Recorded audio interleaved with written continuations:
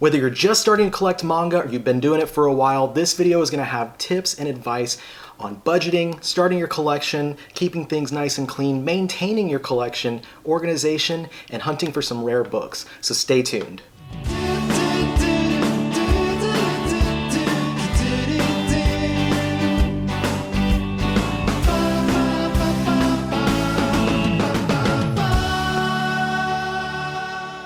Not long ago, my wife actually came to me with this idea that seeing a lot of the comments that I was getting on my videos, people were asking questions basically just about beginning to collect. A lot of really basic inquiries about what to do to start collecting or to maintain the collection that you have. She said it'd be a really great idea if I made a video covering these topics. So I decided, yeah, and I started putting together all my ideas for that, and then I reached out to you all, the community, the viewers and stuff, to let me know what topics you would like me to cover in a video like this. So we put together a lot of that information and kind of got this video put together with all that. And so we're going to go over everything that you guys asked about, and I think that we got it down pretty well to a pretty comprehensive advice video here. So one of the first things though is that people asked for me to talk about how I started collecting manga, and so we're going to go over my origin story real quick, and I'm going to zoom through it in this video, but if y'all want more information about how I started to collect, I can do that in a separate video later, and that's going to lead directly into my advice for how to start collecting and how to start budgeting for your manga collection. So I've been into anime and stuff since before I was 10 years old, watching the stuff that everyone did, stuff like Dragon Ball Z, watching Pokemon, Digimon, Sailor Moon, and all that. And my grandfather took notice of the fact that I enjoyed those things. And one day when he was out shopping, he saw a copy of the monthly Shonen Jump magazine. So he brought it home and gave it to me, and knowing what I liked, he thought that I would enjoy it. I'd never read any manga before aside from, the offhanded little Pokemon magazine here or there. So it was interesting for me to dig in and start reading the original versions of stuff like Dragon Ball Z and Yu-Gi-Oh! But I skipped over all the stuff that I was not familiar with until months later, after he had given me about 4 or 5 magazines. I decided to jump in and start reading the stuff that wasn't as familiar in the West. In the magazine at the time, there was stuff like Shaman King and Naruto and One Piece, and very quickly I fell in love with these series. And I wanted to go back and start buying the volumes with the early material that I had missed, since he didn't get me the magazine until issue number 8 or so. So the first volume of manga that I bought was volume 1 of One Piece, the old first print with the foil cover. And from there, I bought, a couple volumes of that, a couple volumes of Naruto to keep up with the stories that I had missed from those early issues of Shonen Jump. Now, in the magazine, eventually they started putting previews for upcoming series that they were going to publish outside of the magazine. Stuff like JoJo's Bizarre Adventure and Hunter x Hunter and Eyeshield 21 and many other things. And those previews started to really entice me to want to buy these other titles. And the problem was, I was only 13 years old, I couldn't get a job, and all I had was about $5 a week that my parents would give me as an allowance. And pretty soon, that $5 a week was not going to be enough for me to buy all these series that I wanted. So, in all of these new manga that were coming out that I really wanted to buy and really wanted to read, I wound up asking my parents, what can I do to earn more money around the house? I'm interested in buying things, but I don't have the cash for it. And my family was really happy to give me the opportunity to do different things. And this is going into my advice for if you are around that age, or you're in an age where you're in school and maybe not able to get a job, you might find that doing what I did could work for you as well. I know not everyone's going to have that same opportunity, but this is what wound up happening. My dad and eventually my grandfather also both let me know that if I wanted to get more money, I could mow their lawns.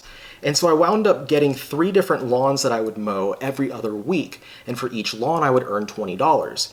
And so at the end of everything, 3 lawns twice a month, plus the weekly $5 allowance, I was getting about $160 a month that I could spend on whatever I wanted. And given that I was a kid, I didn't have any responsibilities that I had to, use that for bills or whatever. Now, I know that not everyone's going to have, you might live in an apartment or something, you don't have a lawn to mow, but the point here being that if you're younger and you'd like to start your collection at a young age like I did, you might have the ability to talk with your family, talk to people in your family, your parents, aunts, uncles, older cousins, grandparents, to see if there's anything that you might be able to do. I gave the same opportunity to my nephew because he wanted to buy some shoes. And we told him, hey, you can do what I did. I'll let you mow the lawn and we'll give you some money for that if you put in the work. It's a good way to, I know my parents were happy about me wanting to do that because it was a good way for me to kind of earn the value of my work and the value of a dollar. At the same time being able to put it towards the stuff that I wanted. Now, of course, if you're older, you're not going to be in that same position, and budgeting is less about earning the money to buy the stuff, and it's more about budgeting for everything that's necessary in your life while having some left over to figure out, how you're going to use that towards your hobby, towards your interests.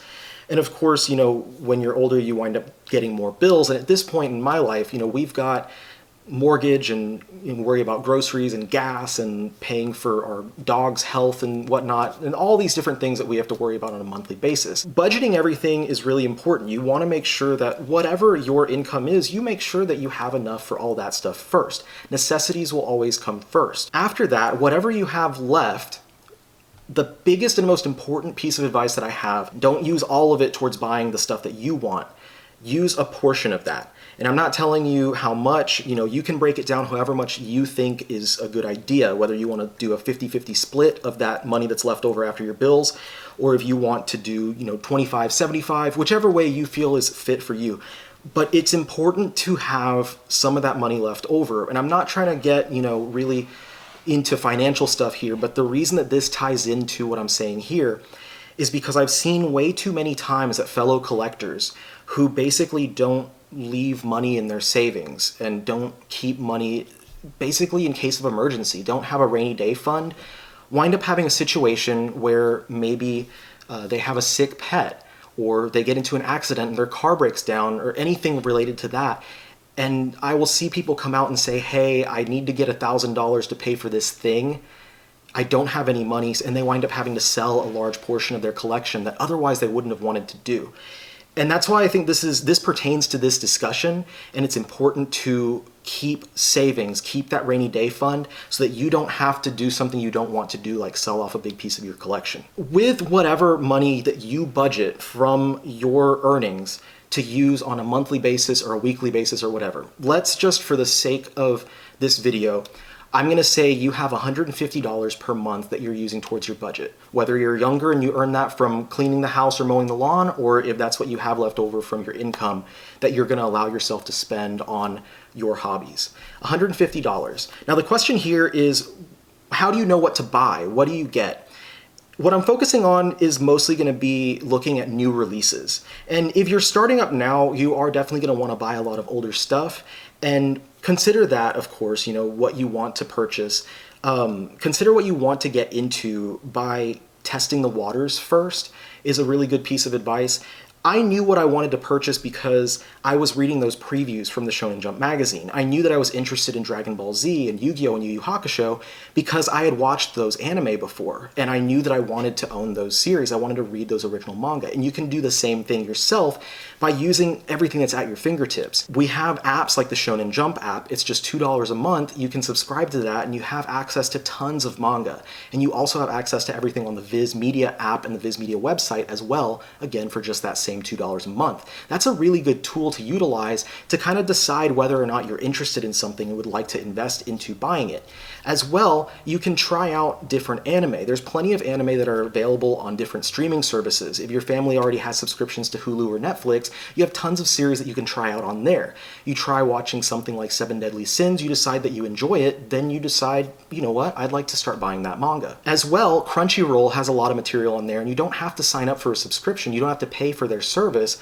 There's a lot of stuff that's available to watch with commercials. And that's a really good way to keep up with a lot of stuff that's coming out in Japan as well. And again, it's a good way to know if I enjoy watching the current season of JoJo's Bizarre Adventure, for instance, then maybe I'm going to want to go ahead and buy the manga as it's coming out. Now for new releases, this is where I have more advice. And this is, when I was buying stuff, is when a lot of things were just coming out, especially from Viz Media under the Shonen Jump label. This is where they were really starting to push everything out. I would just pay attention to the solicitations that they would put out in the magazines.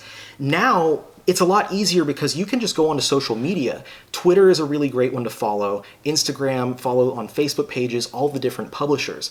Follow Viz Media, follow Kodansha, follow whatever publishers there are that are putting out these books that you're interested in, because the news is going to come out on those sites. Usually that's where you'll see it first. Oftentimes you'll see it elsewhere before that, but if you follow that, you're going to get that information and you're going to be able to know what's coming out, and that's great because you can know what you're going to want to save towards. Next, I would say go to a website like Right Stuf Anime, and I'm going to talk more about Right Stuf in a little bit, but Right Stuf Anime has all of the upcoming stuff available for pre-order, and they have all the dates on there as well. And while some of the dates are going to move around, you can use Right Stuf as a tool to figure out how much you're going to want to budget for the upcoming month, or how much material you're going to want to buy and whether that's going to fit into your budget or not. So what I often do is I'll go on to Right Stuf and look through all the upcoming stuff for the next couple of months and see how many books there are and whether it'll fit into my budget or not. And if it's not going to fit into my budget, then I have a couple of choices. Either I can eliminate things that I want,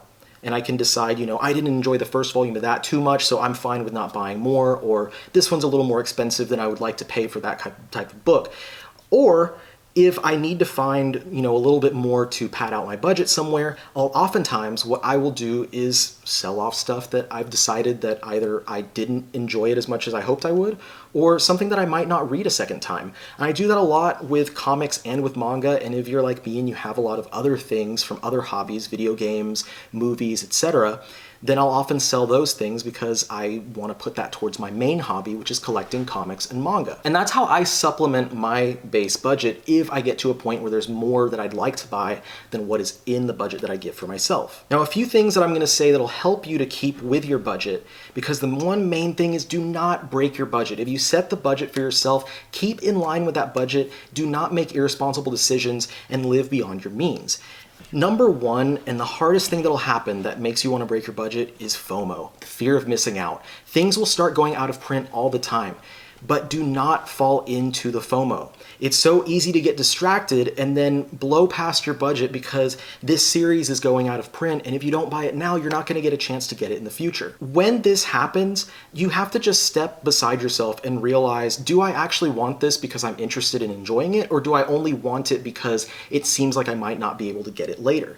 In some cases, you might want it because you're going to enjoy it. In those cases, figure out something that you can do by reassessing your budget in that month, by selling off stuff like I was just talking about, so that you can afford that. But I guarantee that the majority of the time, you're not interested in buying that series or that volume because of the fact that you're actually interested in it. And when you buy it, you'll find that that book will sit on your shelf for an extended period of time, not even being read. And by the time you get around to reading it, there's a good chance that you might not even like it. It winds up having been a waste of the money at that time. And sure, maybe if it's something that went out of print, you could resell it for more, but it's better to just not give in to the FOMO in the first place. Set goals for yourself with your collecting. This is another way to really stick to your budget. Don't try to collect a million different series at once. If you're buying a long-running series, stick to that series and finish that series off before you go off and start buying something else. Or maybe you're collecting 3 or 4 different long-running series at a time. Get it piecemeal. Get a couple volumes here and a couple volumes there that fit into your budget, but don't try to buy everything at once if it doesn't fit in your budget. Be smart with your collecting. And maybe another goal would be that you want to read everything that you own before you buy something else, or reach a certain percentage of having read a certain amount of your collection before you decide to buy something else. Whatever goals you can set for yourself, that will help you to stay within your budget, and also in that manner, stay in a place where you've read the vast majority of your collections instead of sitting on a lot of stuff that you haven't touched. And finally, buy things that you want to buy because you want to read them and enjoy them. Don't buy something that you feel like you're getting out of necessity. Don't buy something because it's popular and because a lot of other people talk about it. If you're not enjoying it or it doesn't come off as good to you, don't worry about getting it. Don't worry about adding it to your collection.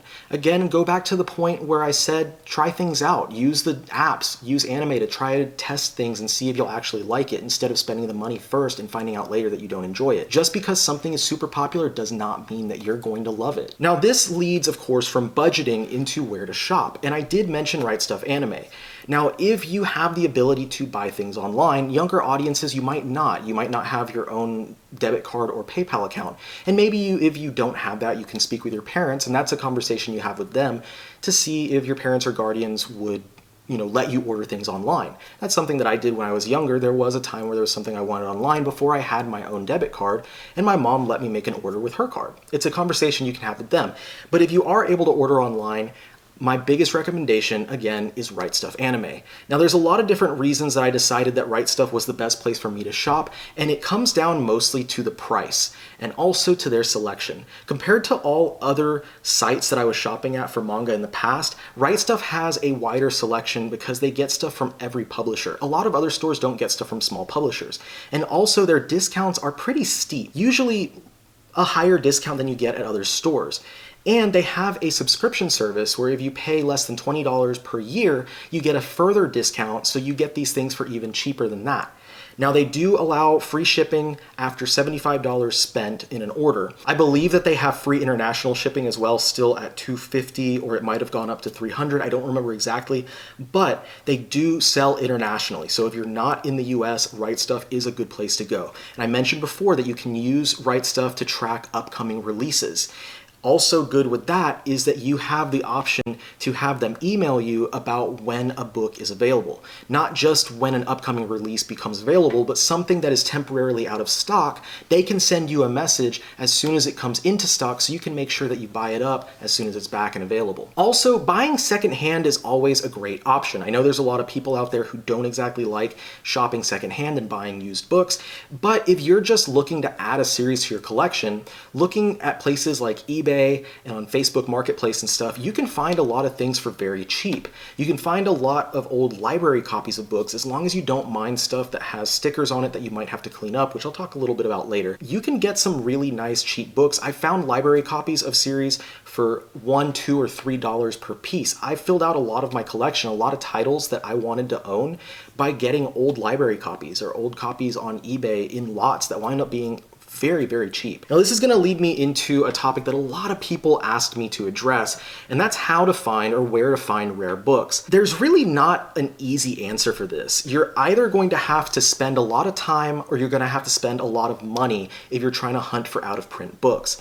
It's not like there's some magic website or store where all of a sudden you're going to see everything you've been searching years for. It's going to take a lot from you unless you're just lucky. And sometimes you do get lucky and find stuff out in the wild for a good and cheap price. Now, the first piece of advice here is don't only look online.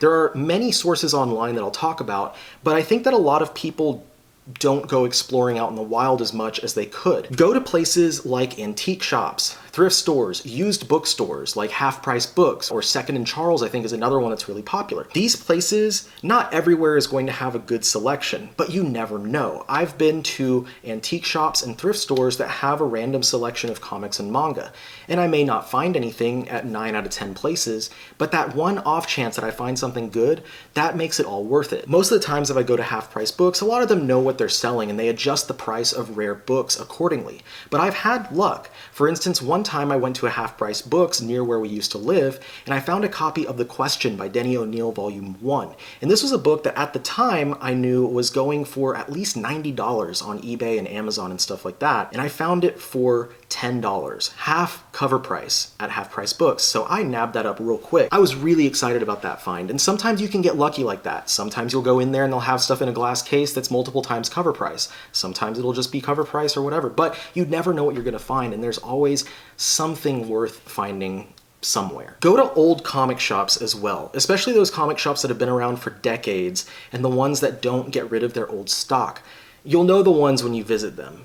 A lot of that manga, because their demographic at those shops is more for Western comics rather than manga, a lot of that stuff's been sitting there for decades, not moving. Stores like that, those ones that have been there for a while that are not generally manga selling stores, might have some hidden gems tucked away in the back. And you never know, because they might have stuff hidden away in boxes that is just not out in their circulation on their shelves. But go into those places. Go to those places with the dingy windows that, that have old painted superheroes on them. You don't know what you're going to find, and it's going to be worth it to go in there and at least explore and look around a little bit. Use any opportunity that you have to check these types of places. If you're going out and running errands, use that as an opportunity to stop by any stores that are around. I used to go once every month or two, and I'd take one of my off days and I'd just drive around town to all the different half-price books locations around me, and usually I'd find at least one or two things of interest. If you're on vacation, something that I like to do is to check the shops that are around me. And again, you might come up empty, but sometimes you might find something really cool that either you were or were not looking for. Always, no matter what, lower your expectations, because honestly, 9 times out of 10, you're not gonna find the thing that you're looking for. Don't go into a used bookstore thinking that you're gonna find every volume of GTO or Initial D. You might find a couple of things of interest, but don't go with high expectations, and you'll be a lot happier when you do that, because if you find 1 or 2 cool things, it'll be a big win for you. Now, going back to looking online, I did say look places offline, but of course online, go to places like eBay and check other not as popular stores like Mercari or Facebook Marketplace, or maybe groups on Facebook for your neighborhood, or manga groups or comic groups where people are selling stuff, because oftentimes you can find things on there that not as many people are aware of that are going to be cheaper. Sometimes you'll find people who just don't know what they're selling. I saw one person who found, I think it was like 20 volumes of Shaman King on Facebook Marketplace for about 20 bucks, because the person just needed to get rid of that stuff. You never know what type of things you're going to find. On eBay, the best feature to use is saved searches. I don't personally have any saved searches right now, even though there are several rare books that I'm looking for. If I'm ever in a point where I am intent on finding something, I'll search that item and save that search on my eBay, so that anytime there's a new item in that search, in that category, for that name that you've searched, it'll pop up and you can get notifications. And check that stuff a couple times a day, as much as you want.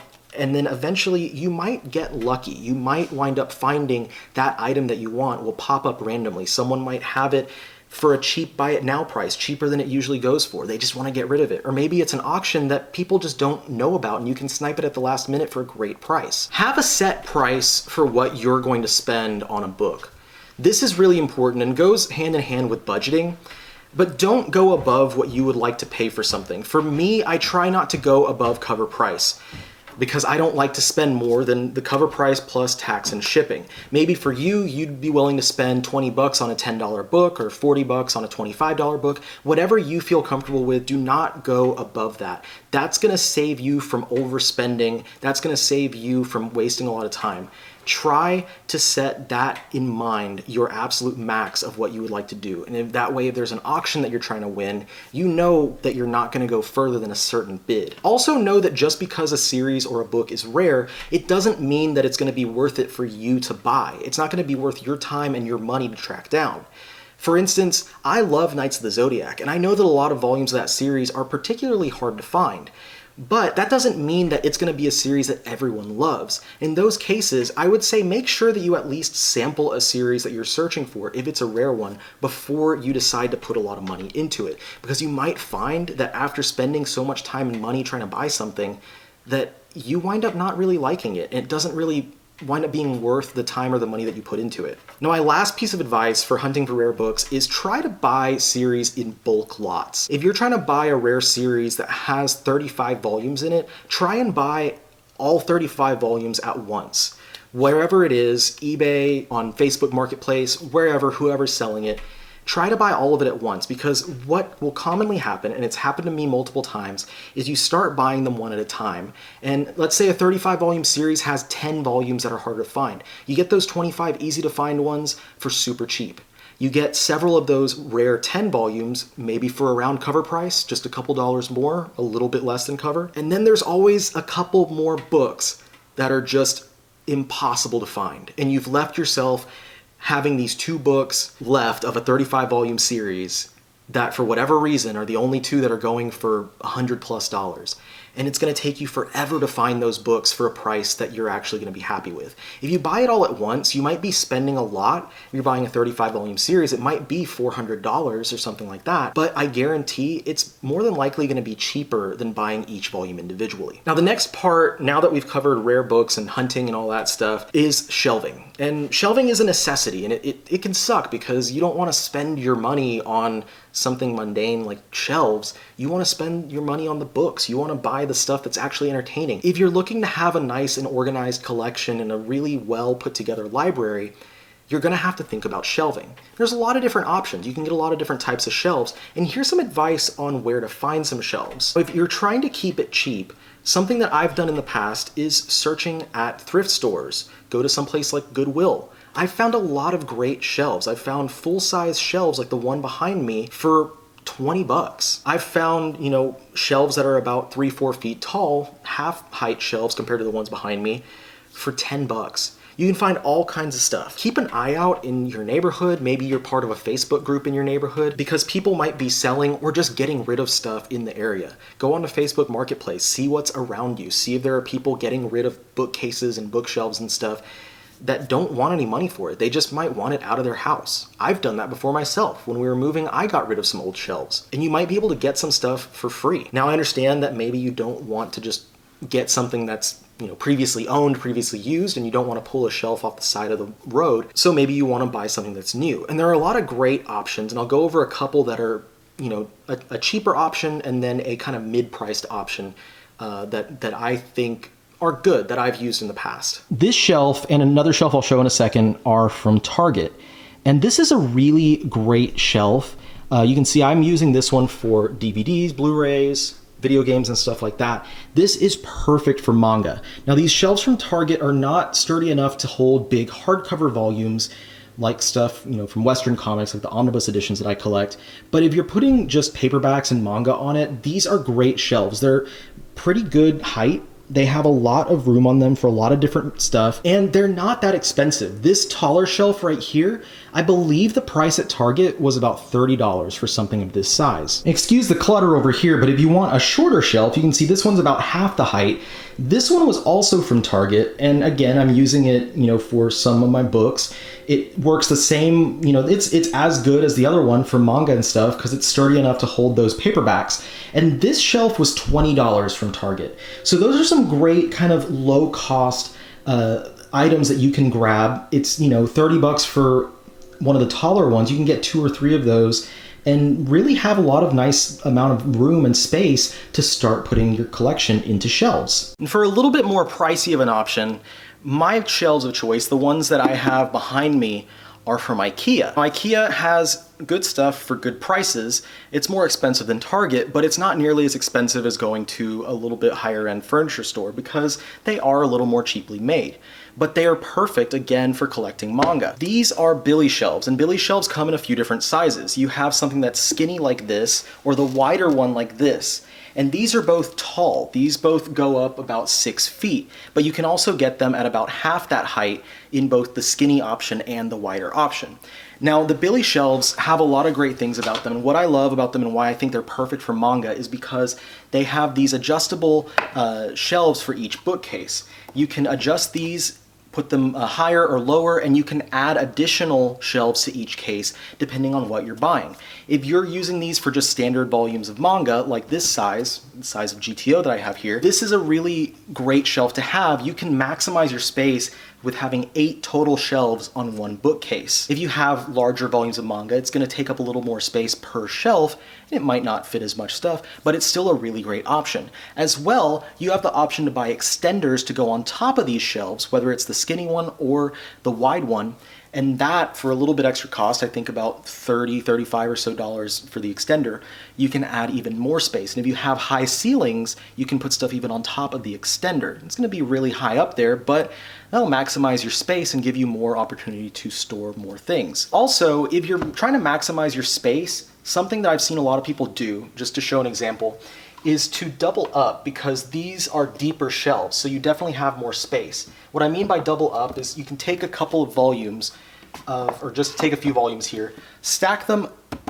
in front of your other stuff. So you can have a second row of books in front. And this is a great way to maximize space if you don't mind having some things that are not immediately visible when you're looking at your shelves. And this is another shelf that I have from IKEA. This is a Kallax or a Kallax shelf.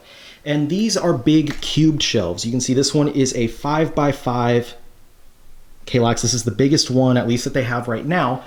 And the great thing about this one is the way that I'm using it now is as a room divider. So I'm having books on both sides. You can see there's a second row of books back there, not just the front row here. So here's the back side of my Kallax shelf or Kallax shelf. You can see I have an entirely different section of my library on the back side. So I've doubled up, and these 25 cubes turn into then 50 cubes worth of space. This is really great, like I said, as a room divider. So if you're like me and you have your library maybe on one side and I have a little lounge area on the other side, or maybe you put your office on one side and other stuff on the other side, whatever the case is, it's a great way to divide your room while also giving yourself more space to have your collection. Now, we've talked about shelves, and a lot of people also asked about organization. And there's a lot of different ways that you can decide to organize, and it all comes down to personal preference. For me, I choose to organize and divide by publisher. So I have all of my Viz Media stuff in one place, all my Kodansha stuff in one place, etc. And I do that because I like to keep similar types of books together. I also organize by size within the publisher so everything can be kind of uniform. Though I do have another section of my library where I organize by creator, so I have sections of all of Junji Ito's works, all of Tsutomu Nihei's works, all of Rumiko Takahashi's works, just for these creators that I really love, that I have a lot of their different series. Whatever works for you might not work for me, and whatever works for me might not work for you, but the best advice that I can give in organizing, and something that I think that a lot of people are curious about, is what do you do when you buy new stuff and you wind up having to put things on the shelf? You have to move things around. It's just, it's gonna happen. It sucks. You might not want to have to move your shelves around and stuff, but for me, the way that I got around making it, a little bit easier at least, is I separate my completed series from my ongoing series.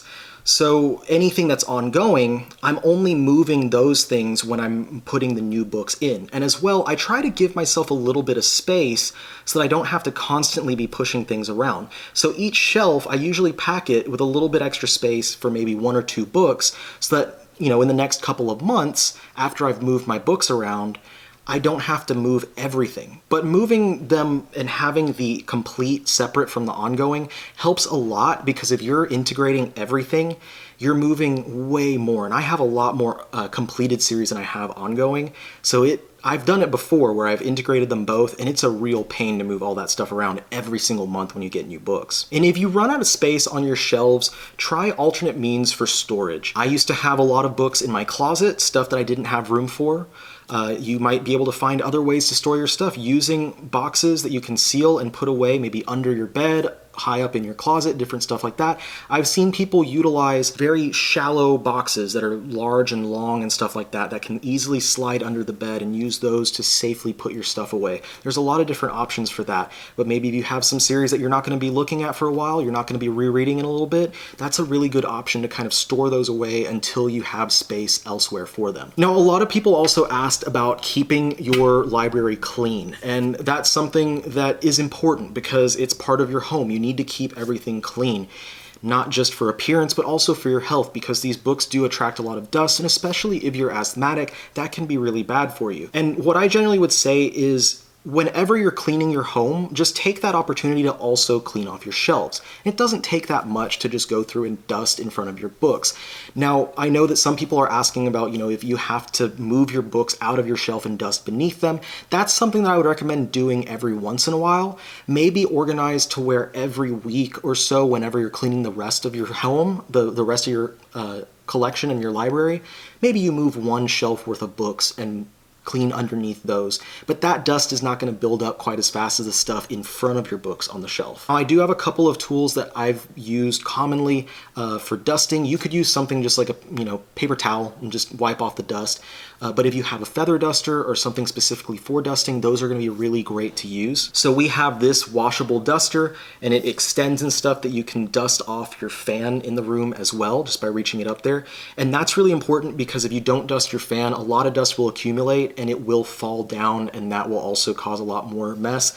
As well, speaking of accumulation of dust, if you live in a house or you live, with your parents or whatever, make sure that the filters are being changed regularly when they need to, because not changing those filters is going to cause a lot more buildup of dust. You're going to get dust regardless, but you can impact how much dust there is. We also have, I have no idea where it came from, but this dust cloth, I couldn't tell you what it was or where we got it because we just found it under the sink one day. We must have gotten it from someone else. But this thing, it has a slight stickiness to it. It's not very sticky that it leaves residue on you, but it's just enough to when you wipe something down, it absorbs a lot of that dust really quickly. Now, I haven't done a lot of dusting for a couple weeks, so I made sure that there was something for me to at least show, but even then, you can't see that much on there. But using something like this duster, it's just real quick, easy, slide that by, and you get a little bit of dust on there. And this thing's washable, so it's easy for us to just throw it in the wash and then use it again the next time that we need to. And then for the cloth that I have, real easy, doesn't even need any sort of spray or anything. And it just makes sure to keep that dust taken care of. Everything's clean. You can stay healthy. If you do have wooden shelves, it might be good to use some sort of wood spray that does help keeping that wood nice and shiny. But otherwise, you don't really have to worry about much more than just making sure to dust. Now, one thing that a lot of people bring up, and almost everyone tends to worry about, pretty much anyone that collects books of any kind, is yellowing. And yellowing is basically when UV rays from the sun or any other type of light will hit the pages of your books and will cause a yellow stain to appear on those pages. It's something especially that's going to happen with newsprint, like the cheap paper that they use for these manga. And as well, if you have the sunlight coming in and it's impacting the pages and causing that yellowing, it's going to cause fading on the spine of your book. Now, I grabbed this volume of Bleach because it's, from the first printing. This is from, 2004 or something like that. I've had this for obviously a very long time, and pretty much maybe a little bit of fading, a little tad of yellowing, but that's something that's going to happen over the course of, 15 plus years. I had this to compare it to a truly yellowed book, and that's this copy of Volume 4 of Prince of Tennis. I had mentioned before that I've bought a lot of series online, discounted in lots. I've bought a lot of ex-library books. A lot of those are going to come in damaged in one way or another, and oftentimes you're going to see terrible yellowing like this.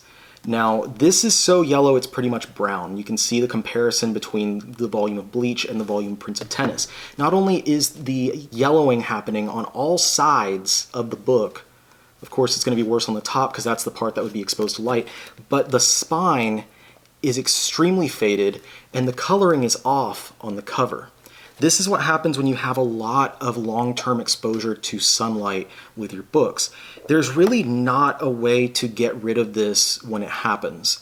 The best thing you can do is to try and be preventative in those situations. And the best way to be preventative is to put your library in a room where there are no windows or little windows. Most of the time you're not going to have the opportunity to have no windows in the room, but if you can block the windows out with light blocking curtains, or if you have shutters or shades or whatever to block the light from coming in, that's the best thing you can do to help keep your books unyellowed and keep them unfaded. It is going to happen over time because even interior lights do have a little bit of the harmful UV that do impact the pages and stuff. You can have something that looks more like this volume of Bleach after 15 plus years rather than something that looks like this volume of Prince of Tennis. Now, another thing that'll happen when you buy secondhand books is, I mentioned you might be buying ex-library copies. And ex-library copies, as well as probably being a little bit yellowed on the pages, oftentimes have a lot of stickers all over them that you're going to want to remove. And I'll give a little bit of advice on that. Best thing to have on you is Goo Gone. Goo Gone is going to help you to remove the stickers much easier than you could with anything else.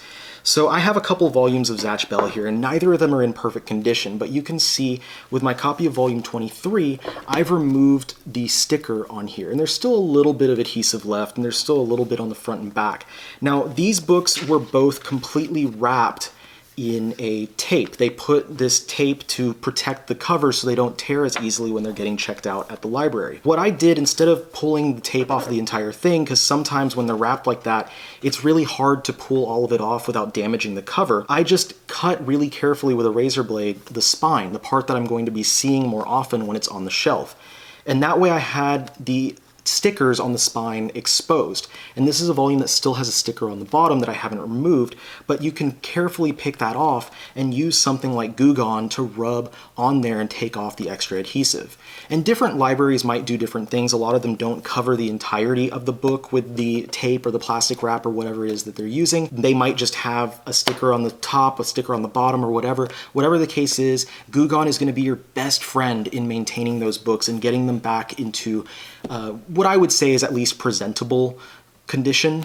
It looks good on the shelf, you can read it, it's all good. Now, one of the last things that a lot of people were asking about was, what do you do when you're moving? And I've moved a lot. I've moved this entire collection, though smaller in the past, I think 8 times in the past 8 years or so. So it's a lot of movement for all these books. And I can give a little bit of advice. Number one, if you can, I would recommend hiring movers.